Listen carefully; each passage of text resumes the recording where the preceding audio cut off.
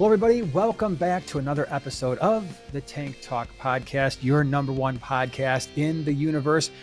I'm here with John, and we are happy to be here with you today. I just threw this in John's face, in his lap, literally like a minute ago. And I said, hey, I heard some news, and I think we should talk about it. And what did I tell you?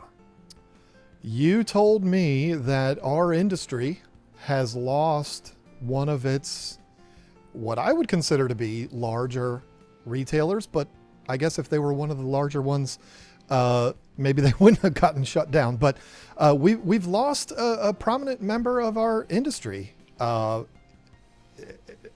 not. It's probably an overly dramatic way of saying it, because it sounds like I'm saying somebody died, and that's not the case. But yeah, we lost LiveAquaria.com.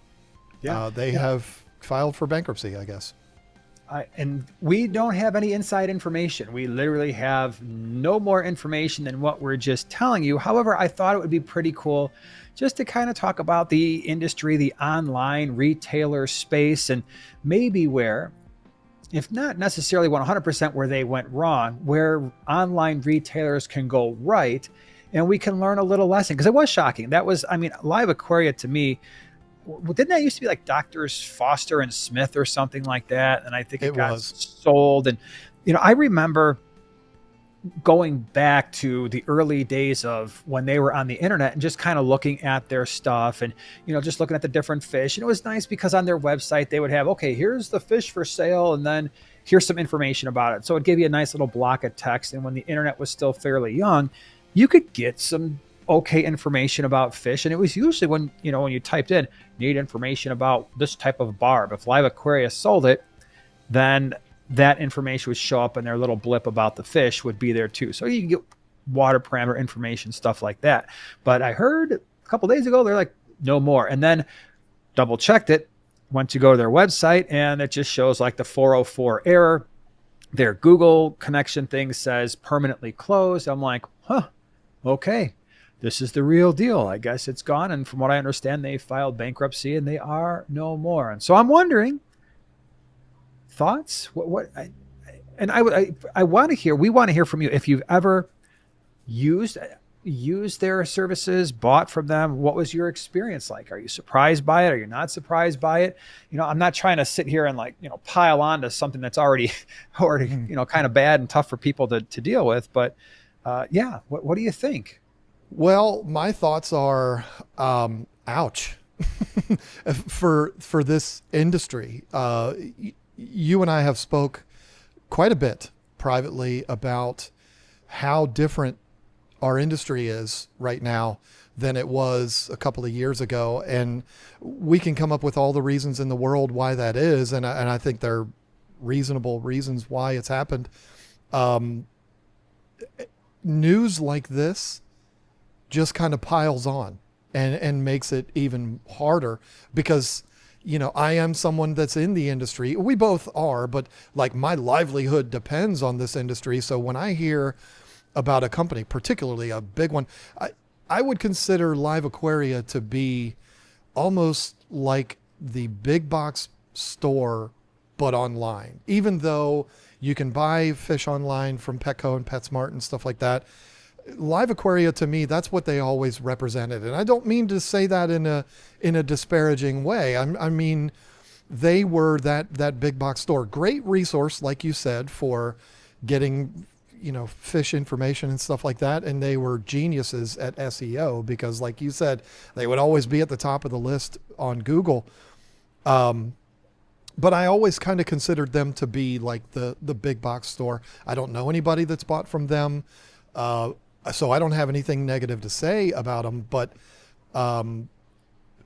yeah, so for a company like that, a big time company, which I always assumed was big time, maybe they weren't, it's just scary for somebody that is dependent on this industry.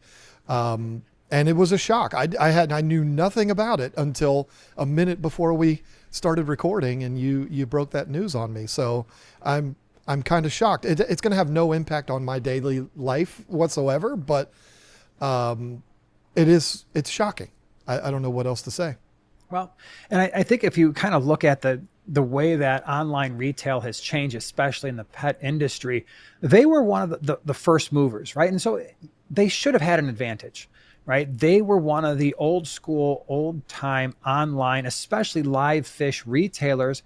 And when they started, the space wasn't that crowded. They should have Right. had a major first mover advantage. And I feel like they squandered it. And the reason they did that is they didn't see what was happening necessarily in the industry and make the proper adjustments. Okay. Now, I'm not saying they didn't see it and just didn't bother, or maybe they didn't see it at all and didn't know. But what happened was you wind up with an online retailer that has the ability to bring in large quantities of fish, and they're relatively inexpensive to bring in. You get them hopefully stable, and then you're shipping them back out again.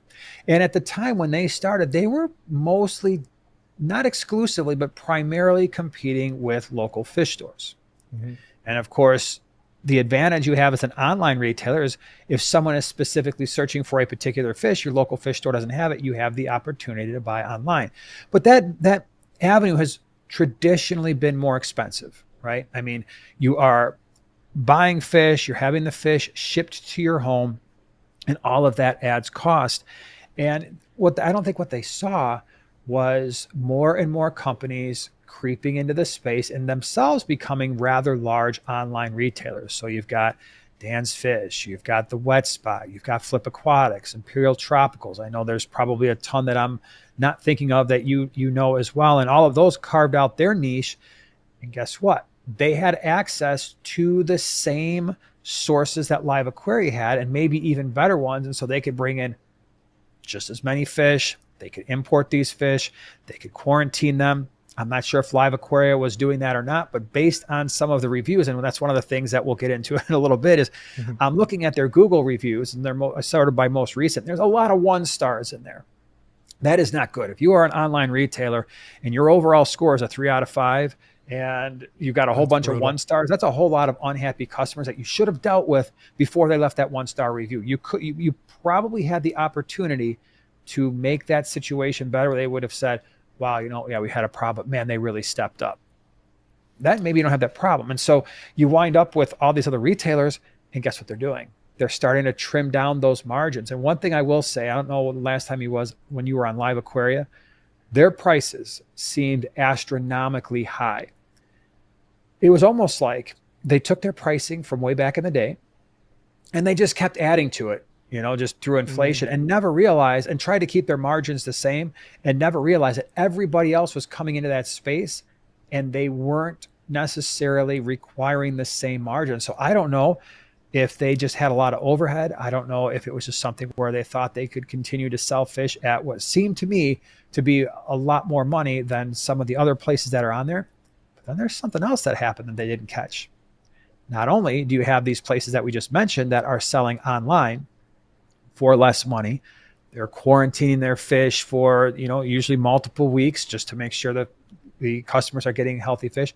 But now you've got all the smaller players, like I'm not in it anymore, like I was, where I too could bring in a whole mess load of imported fish, put them in my basement, sell them at the swaps. I wasn't selling online, but if I was, I had no overhead.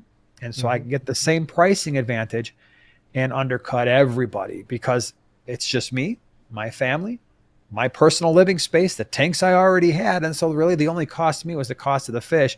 That's tough to compete in. That's a tough place to play in if you're not making market adjustments. Yeah, and I think there is a critical error that they made that I could be wrong, but before I get into that critical error, that company is one, when I started selling fish online, it was 2011. The concept of selling fish online was outrageous back then. I ordered fish online all the time back then. That's where I got all of my breeder stock and stuff like that. And there were several companies like Live Fish Direct that were doing really well. But the concept, it was something that you still had to sell people on the idea. Yes, you can ship fish. Yes, this is something that is completely viable and not a crazy thing to think about ordering fish online. They were in the very beginning of that. And they were one of the original big companies out there that were doing that. And I think that they always, again, why I make the comparison to big box stores, I think their client base, what they were in search of all the time was the brand new fish keepers that, dare I say, I don't know another way of saying it, didn't know any better yet. They're brand new to this. They're excited, just like those that go to PetSmart, Petco. I don't have any conflict with PetSmart and Petco. I appreciate those companies. I think they are extraordinarily valuable for this hobby. But they're like a stepping stone, and then those people end up moving over to the mom and pop stores and the online retailers, myself included, that have popped up in the last decade are the equivalent of those local mom and pop stores to the big box pet stores, physical stores, if I'm making sense.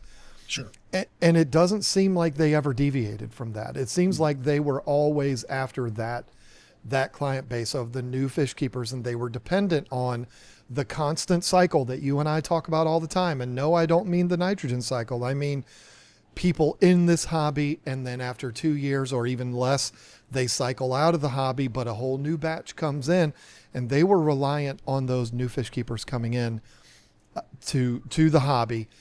And then they buy from them, and then they realize there's more out there, and then they use them as a stepping stone to other businesses like mine. Mm-hmm. Yeah. But the biggest thing, I'm sorry. Let me just say real quick, the biggest thing that they did not do, correct me if I'm wrong, but I know Petco has done this. And if you look at my business, which I'm not selling fish, but I sell plants, snails. You look at Imperial Tropicals, Dan's Fish, Flip Aquatics, we can go through the whole list. They all have big social media followings where the people that are considering buying from them get to know those retailers just as you would going into a local fish store. And that's something I don't think LiveAquaria ever adopted. I don't think they ever made a connection with their customers. They were just reliant on people that don't know any better. I'm not trying to be insulting, but people that don't know any better coming in and buying their fish from them. And as we have talked about many, many times, that number is getting smaller and smaller and smaller every single day of new people that are coming in. They'll be back. The hobby will bounce back. It always does. But at the moment, it's kind of a low point for new fish keepers coming in. Maybe a lot of it has to do with social media burnout. I don't know. But to never have adapted a social media thing, to never get with the times, it might be one of the biggest reasons for their downfall. Well, and it's all about value, right? What value are you providing to your customer? The cost is how much you pay for something. The value is what you're benefiting, right? And I'm looking at these reviews, and it's very clear in the last couple of weeks. Let's assume they knew that they were going bankrupt and soon to be out of business, but every one of the reviews was a 1-star. And so the most recent one was 3 days ago. They're showing, and most of them are backed with pictures. And so you're seeing pictures of fish that are in bags with a questionable amount of water. And, you got people questioning, I mean, you've been in business this long and you can't figure out how to ship fish, right? They weren't shipping the fish that they said they were going to ship. They had, as of a couple of weeks ago, it looks like they had disconnected their phone number. So now you have no customer service there other than email and a claims process. And, I'm looking through these things. And again, they're Google reviews. So we've got to be, I recognize you have to be careful here in terms of you can't substantiate the purchase process the way that you can in other forums, right? When you have a verified purchase. But it just looks like certainly in the last month, just on the Google review side, it was just pretty much 1 stars across the board with bad customer service. And so it's stressful. I mean, for those of you who have bought live animals online, that's already kind of stressful because like you mentioned, John, it's like, well, you know what? I'm used to going to the fish store. I'm used to seeing these fish and taking them home and hugging them and caring for them and dumping them in my hopefully quarantine tank. But here it's like you're putting a lot of trust in a company where it's like, I just gave you my money. you're going to ship me live animals, fish, and of all the animals we could possibly ship on Earth, these ones are probably going to take the most expert care to make sure that they ship properly. And then you get here, you might have taken a day off of work because you have to be around. You usually have to sign for the fish when you receive them, and they're dead. And then to make matters worse, you're calling a place, they've disconnected their number, or their customer service is poor and they're not getting back to you. You're losing out on the shipping, right? And then I saw one review that said they just offered store credit, which means, okay, well, we'll ship you more fish, but you're going to pay again for shipping. That's not a way to run a business, right? Especially if a customer is showing you, hey, these fish in the bag are no longer with us, okay? So, and I would highly recommend for anybody who ever buys fish online, if you have an issue, you need to show the fish that are deceased in the actual shipping bag. Do not wait and then show them outside the bag, because most companies at that point are going to wonder how long you've had them and how long they were alive before you threw them in a tank that could have been uncycled. They just don't know. It is the biggest challenge. Having been an online fish retailer for many years in the past, and maybe again someday, but I don't know. I'm not saying anything, but it is the most difficult part of the entire process, is that tense moment where the fish are being delivered. If the job is done properly, if care is put into packing the fish up, it's no different than you packing up fish in the middle of the night to go to a swap there in the Chicago area. You got to do it right. Otherwise, your fish aren't going to make it the day in there. If people put the care into it, then it should be fine. And everything with the shipment goes the way it's supposed to. UPS or FedEx or whoever it is does their job. There's no delays. There's no massive, blizzards or anything like that. If everything falls into place, it should be completely fine. I would add to what you said, as far as being prepared for when your fish arrives and all that kind of stuff. Also, whoever you're going to buy from, if you're going to buy from Flip Aquatics, go on their website and look at their policy for receiving fish and DOA policy, because they may stipulate, like most places do, including me when I was selling fish, you need to be contacted within the hour of them being delivered. Everything is being done with tracking information and all of that now. So if a fish is delivered at 10:30 in the morning and you don't contact that retailer until 6 p.m., well, that retailer is automatically going to think they sat on your porch for 6 hours cooking or freezing. Mm-hmm. And their policy may be that they can't do anything for you. You should know that before you actually make the purchase, whoever it is that you're going to buy from. And oh, by the way, the credit for the fish is kind of like an industry standard thing. Mm-hmm. Just so you know, I realize, and I don't disagree when you said that's not the right way to run a business, but it kind of is what it is. And it's because of these circumstances that we're talking about. Mm-hmm.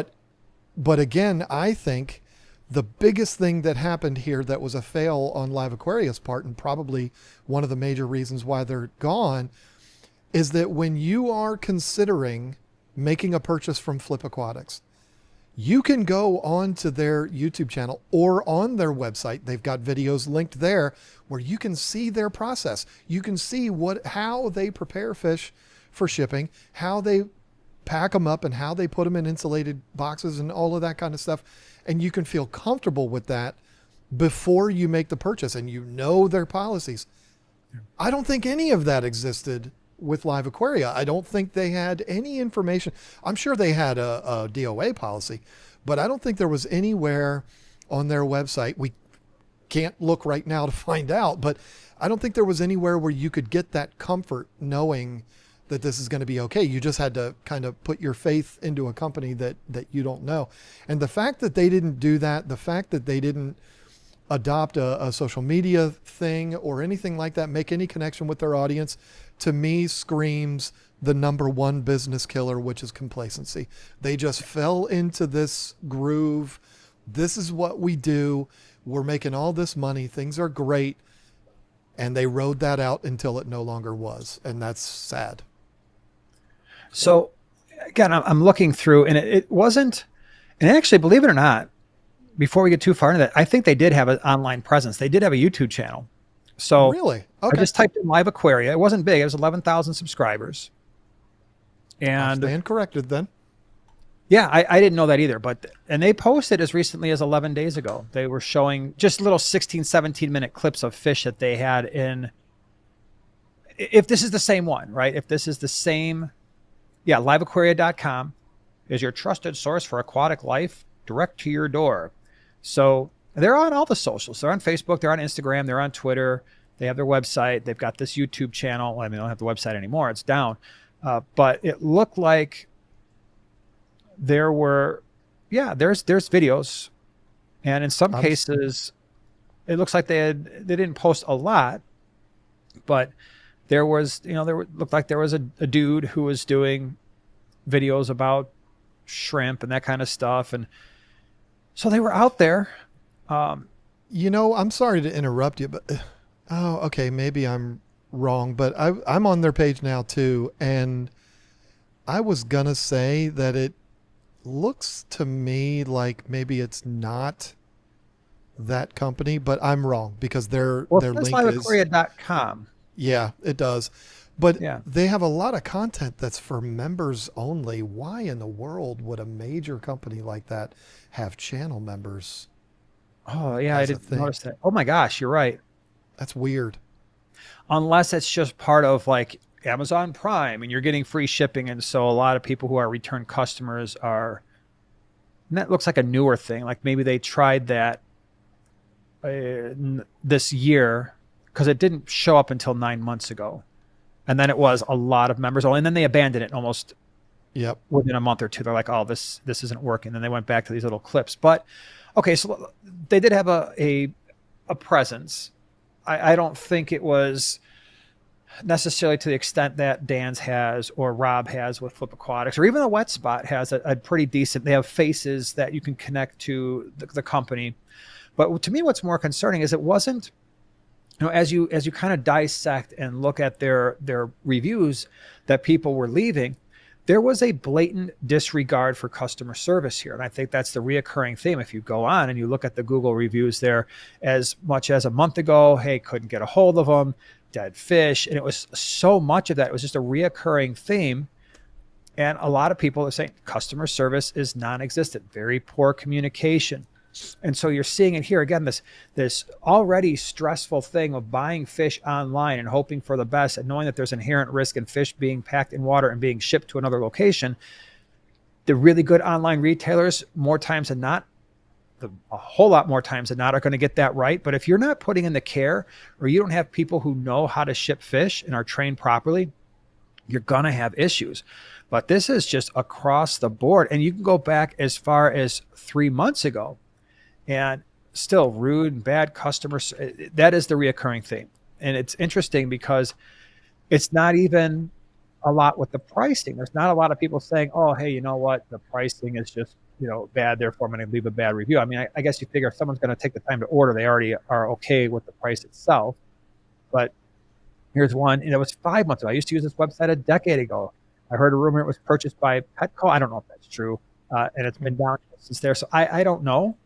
That adds another dimension. I haven't seen that anywhere. So that was just somebody making a comment. But the point is, when you look at online retailers, there's a lot of competition now. And so what would you say? What would you expect for a successful online retailer so that doesn't happen to them? Giving customers a crystal clear understanding of what it is they're getting involved with. It's been the motto of my company ever since 2011. I mean, and so I'm not trying to say I'm perfect at it, but in today's world, there's no excuse for not making a connection to your customer base. And that's it. I stand corrected that they have a YouTube channel. I did not realize that they did. And they even had some episodes called Tank Talk. Didn't know that either. But I started Tank Talk in like 2014. So it's mine. Y'all can't have it. But anyway, it's 2025, Jason Adams. It's not 2011 anymore. you have to be able to make a connection with that, with your customers. And if you don't, you're kind of setting yourself up for failure in a world where we are already so spoiled by online retail. Oh, sorry. We're so spoiled. I just knocked something off my table just by just moving my hand. Companies, and I'm not going to go on a whole rant here, I promise, but companies like Walmart, Amazon, they've spoiled us as consumers. I'm not looking at this from the retailer standpoint. As a consumer, they've spoiled us so much. And because of expectations that are set by other big companies like that, we expect too much, and we are very quick to go and leave bad reviews if things don't go well, and we have to be begged to leave good reviews. So I'm a little conflicted with their having a stream of negative reviews, because the squeaky wheel, I mean, that whole thing, most people that have a good experience are just not even gonna really, they don't care to go online and talk about. We used to have to beg customers to do that for our website, and even entice them with discounts. Not like leave a 5-star review, we give you a discount, but just leave a review, period. Yeah. We give you a discount. We stopped offering that, and nobody's leaving reviews anymore. So reviews are so critical, and they're such a good way of understanding your customers. I'll give you a great example. We have several plants and snails that we no longer sell on our website because we kept getting people having problems with them. And I'm like, well, we kept getting reviews that were bad for those. And I'm like, okay, well, we're just not going to carry those anymore. Yeah. We've evolved based on our customer feedback. And it seems like maybe LiveAquaria was unwilling to do that. And I don't think I answered your question, if I'm being honest. I don't even remember what your question was. Yeah. But well, I think that's a lot of it too. So to be that successful retailer, or online retailer especially, understand there's a ton of competition out there now. There's just so much out there. And there are going to be a lot of companies who, like you have mentioned, have a true connection with their customer base.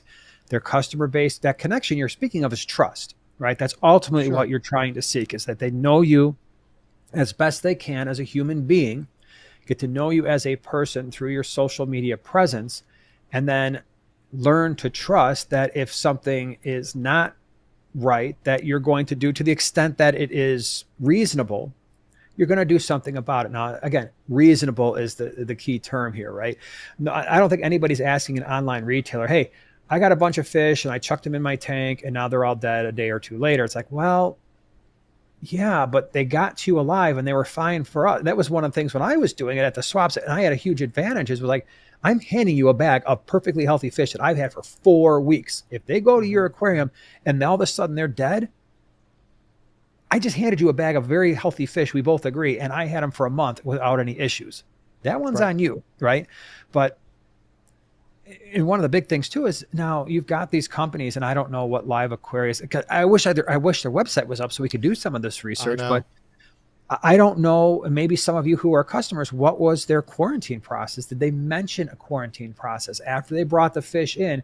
Did they quarantine them for a couple of weeks? Because again, from importing tens of thousands of fish, I can tell you over the course of a couple of weeks, we used to do 4 weeks because we weren't an online retailer. We were just doing swaps. So it was a little bit easier for us to do that. There's a lot of things that pop up at weeks, late in week 1, and certainly in week 2, that if you're just bringing them in, shipping them out, your customers are paying that price. But LiveAquaria, one thing I do know is when I used to look at their prices, they were high, right? So when I would do swaps, yes, I wanted to make sure, okay, if someone comes to a swap expecting to get a deal and they're looking at their online pricing, and some people would do that. They would literally just walk right up to the table. They would look at our fish, just like I'm sure they did when you had the retail store, maybe not as much because online wasn't quite as popular, but they'll look and say, okay, well, what is so-and-so charging for these fish? And the next thing you know, they're grabbing 2 or 3 bags because I didn't have that overhead, and I would quarantine for 4 weeks, and there's a benefit to that, but the customer service has to be there. I mean, Yep. my gosh, there is, and you're absolutely right when you say people are going to be more motivated to leave a bad review if they've had a bad experience than they are if they've had a good experience. Because let's face it, you're like, oh, okay, everything came in. Well, that's kind of what you expected. So there's nothing to motivate you to leave that 5-star review. So I totally get what you're saying there. That is absolutely something to consider. But I think the difference is when I get a review, I'm not going to lie to anybody. I mean, we ship hundreds of orders per week. When I get a 1-star review on my website, like it hits me in my soul. Like it really bothers me. And I'm willing to bet that a major company like LiveAquaria probably didn't even know if a 1-star review was put up on their website. And that's a problem. I mean, because how else do you evolve without that feedback? I mean, sure, sometimes I run into scenarios where people put up 1-star reviews that are ridiculous. That, you know, it's like my fish didn't eat the food. Well, that doesn't mean it's a bad food. Like, you know, I mean, it just means your fish didn't eat it. I've gotten 1-star reviews. We haven't even fed this food yet, but I just left a review and it's a 1-star. And that's why I said, I think a lot of those were people trying to get discounts, but that's why we abandoned that. But, you know, the review thing it can be a problem, but it's also a great opportunity to learn about what's happening. And if you're making mistakes, I'm not going to act like Lisa and I have never made mistakes. That would be ridiculous. We have, and we learn from it because of our customers' feedback. And I don't think anybody there did that. I think that, you know, because it should be obvious. Like you were just looking through it, how many 1-star reviews there were. It should be obvious that there was a problem there that nobody addressed because they were lazy and complacent. And that's unfortunate. Yep. Even the Titans can fall. Yeah. And there, don't get me wrong, there were plenty of times where I had repeat customers from our swaps because most of our customers at some point became just repeat customers. If they came in and it was never like, hey man, 5 of your fish died, but they would just in conversation like, oh yeah, you know, I got those fish, everything did well, you know, but this fish, I don't know what happened. It was just, they just faded away. And after 3 weeks, I had none left. Well, I felt bad about that. And yeah, there were times I'm like, hey man, I see you've got those fish in your hand. Just take them. Just take them. Let's call it even. And they would really appreciate that. And that would make a customer that would come back 100 more times because they knew, hey, you know what? This guy actually cares. And yeah, it's debatable. Was it their tank? Was it our fish? But if you're telling me that everything else was fine, but these fish, they didn't make it. You lost 6 of them in a week. I don't know. I just, for me personally, I had to do something about that. But so it was a surprising thing to see a company that's been with us for so long. And it's disconcerting too, because there's a part of you that's like, okay, well, we know they're on the more expensive side and there's a lot of competition out there. And we know based on what we've seen that that's still an unusual number of all these people saying the exact same thing in, you know, a certain period of time. When you're all the way down into the 2.9 out of 5 on Google reviews, that's pretty rough. That's, you know, even when you've got a company that's like at a 4, you're like, okay, what happened here? But 2.9 that's rough. Out of 329 reviews is what I saw too. So, wow. But I don't think it's a sign of the aquatics hobby as much as it is a sign of, if you are in the aquatics businesses and us as customers, you should expect customer service. You should expect people to care about what it is they're doing. I mean, at the end of the day, we're buying pets, and it's not, you know, buying a roll of paper towels off of Amazon and just ordering it there because you have Prime and you don't have to pay for shipping. You know, I mean, this is a more serious thing, and to take care of the customers when they have problems, it's the most important thing. Whether you're somebody who sells fish at a swap or at a local fish store or online, it should be the same across the board. Mm-hmm. You know, if things go wrong, and they do, there's nothing you can do about it. Every single case is a case by case basis, and you have to analyze. Okay, what happened here? Why did things go wrong? You're probably never going to know, but you still have to react. If you don't, then you're going to end up filing for bankruptcy in 2025, and that's Right. a shame. But it just, to me, I'm sorry to keep harping on this, but it screams complacency. It screams they got settled in and they never adapted. They never evolved. They just kept going status quo, and it ended up in their demise. And that's sad, because I do remember them being one of the titans, even though I never ordered from them. Yeah. It would always be that number one thing in Google search results. You want to find out about Coste Blackline Tetras. There it is. LiveAquaria is going to pop up. And the fact that that's gone is going to make me sad, even though I haven't looked at it in a long time. But remembering them as one of those staples it's pretty sad. If a big company like that can fall, it makes it pretty scary for somebody like me that's got a business in the industry. Here's something that's kind of interesting. And while I was thinking like, well, Google reviews, that's one source. Let me go on Yelp. Oh boy. Yelp makes Google look like they were an all-star company, because their Yelp reviews, 1.5 out of 5. And that's over 186 reviews. And the overwhelming majority are 1 star. So wow. At some point, it just becomes, when you have that kind of a reputation, you don't have any potential customer base at that point, because who's going to want to take that chance, right? It doesn't make any sense. You know what? It seems to me that complacency, this fits into complacency, but it seems to me like they lost the ultimate thing, which is care for animals.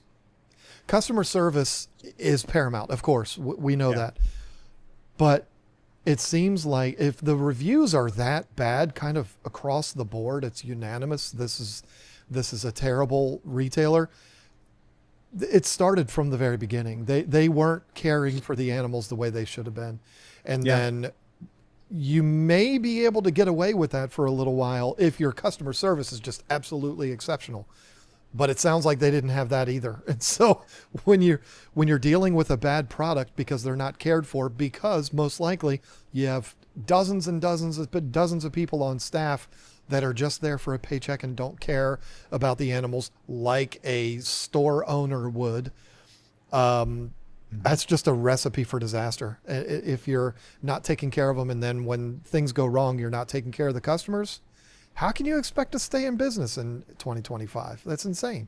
Well, and one final point, because I'm not going to harp on it, but I did find their Google store pages reviews. There's 4,700 of them, 3.3 out of 5.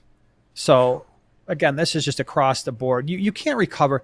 If you're running a business and you have almost a third, so 28% of your reviews are 1s and 2s. 45% are 5-star. So less than half. You can't run a business that way. You simply cannot. And so it shouldn't be surprising. Their problems, as you already mentioned, started well before this past week, right? They had a history of not doing what it is that what customers expected of them for, again, prices that, in my opinion, at least on the freshwater side, just didn't seem competitive when you look at all the other options out there. So it's not a big surprise, I guess, is the bottom line. And I don't know if we need to keep harping on it, but we did want everybody to know that LiveAquaria.com is no more, and support those businesses that do provide customer service and actually care about you. I've said it so many times. I sell things, and that's how I make a living, but I'm in the customer service business. Yeah. I've said it so many times, and it seems like maybe they lost sight of that, and it is sad. it would be very easy. I've said it a million times that I'm in this industry. It would be very easy to hear this and say, well, that's good news for John. That's one less competitor. I don't look at it that way. I mean, I look at it as there's more than enough room for all of us out here. That's why you'll never hear me disparage another online retailer. I don't do that. I mean, unless they did something absolutely egregious, but I'm not in the business of doing that. There's room for all of us out here, and even the big ones. Again, I'm a big advocate for Petco and PetSmart, even though they're not perfect. None of us are. This still makes me sad because I have been concerned about our industry as a whole. And for one of the titans to go down is terrifying for somebody like me personally, not something to celebrate because of less competition. I mean, I didn't entertain LiveAquaria.com when I decided to start a business. Like I didn't look at it and say, well, I got to compete with them.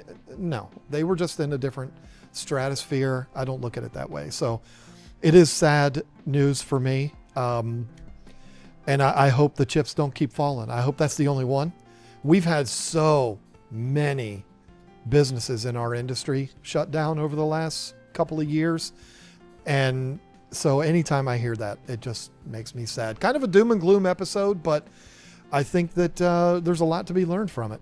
Every once in a while, we're going to have one of those. But yeah, again, want to hear from you guys. What do you think? You know, did you ever order from them? What was your experience? What are the ones you like? What are the online retailers you really love? And as always, we're going to be back same time, same place next week. We'll have a more uplifting topic for everybody. How about that? Can we make that commitment? I think we can do that. We've got a plan, and I think they're going to be a lot more fun than this funeral we've had for the last hour. For sure. All right, everybody. Thank you so much for being here, and we will see you again next week. Have a great week, everyone.